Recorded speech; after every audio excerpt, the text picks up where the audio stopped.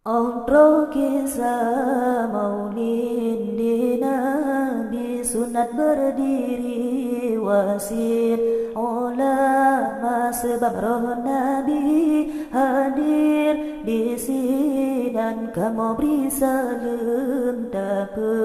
mulia tawajar tanir orang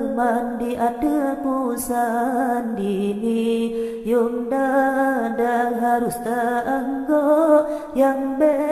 menari hormat Nabi khusyuk lam dada tak ucap zikir beda selawul harap syafaat lampa dan masyar zikir maulid syiar Islam orang yang nazin nama taqwa Bandung getanya sunat beda